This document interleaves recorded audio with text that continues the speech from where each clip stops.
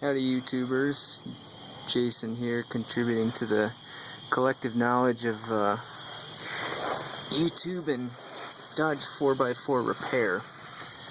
There's some great information on the Cummins forum about repairing the 4x4 on a Dana 60. This is a 2500.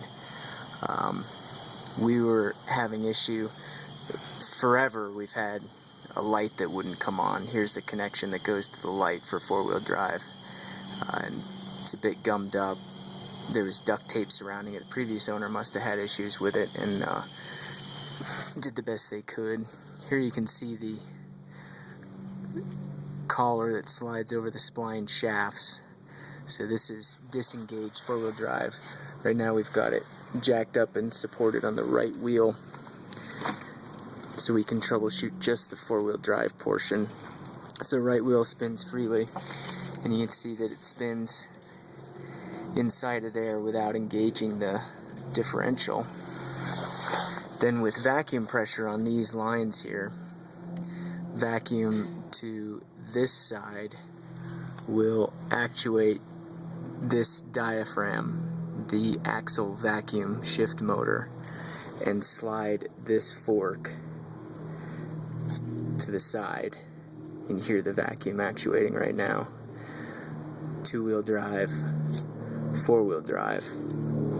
So when you actuate that vacuum pressure, the fork then reaches in here and slides over onto the splines. And when they're lined up, try to line them up here, depending on your wheel rotation.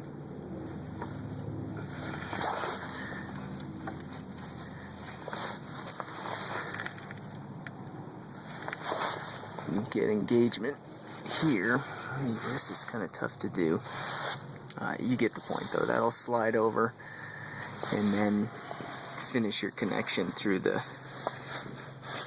transfer shaft. So if you've isolated your problem like we have from the vacuum lines coming out of the transfer case, and the manual linkage, which is up here, goes through the floorboard.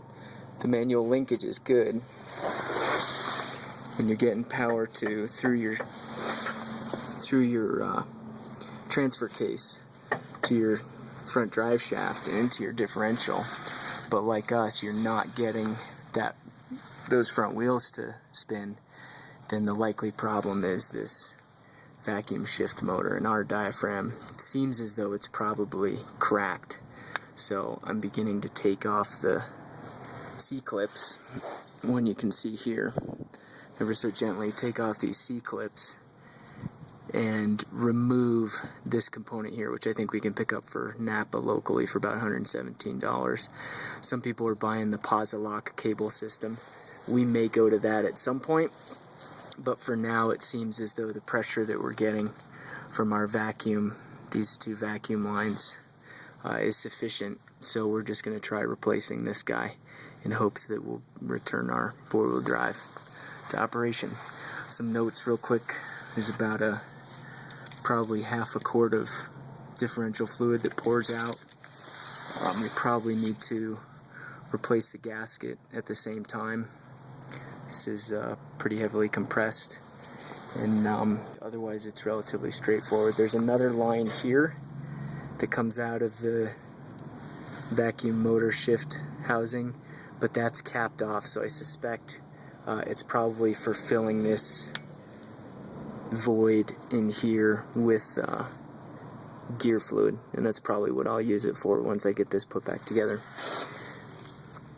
4 easy bolts to remove. The trickiest part of this process so far has been probably the troubleshooting, and then determining that we need to replace the vacuum. And now, in this case, there we go. Now I've got it lined up. Let me see if I can show you that. Okay, so that lines up on those splines really nicely. So you can see two-wheel drive, and then that fork slides over four-wheel drive right in between there and links those two up. So what we weren't getting was that slide. probably because of insufficient vacuum pressure, and if it's insufficient it may slide a little ways, and then those teeth may just continue to buck that collar off, and it won't engage. We were recently in the snow, back wheels spinning because these have a real torquey rear end, and had to put on 2 sets of tire chains in areas that with 4-wheel drive should not have been an issue. So then I started poking a little bit further, and there seems to be something up with shifting this fork over, and I suspect it's related to that diaphragm that's probably cracked. So hope that's of value, hope it's of use, and as always, any better recommendations, please feel free to share in the notes.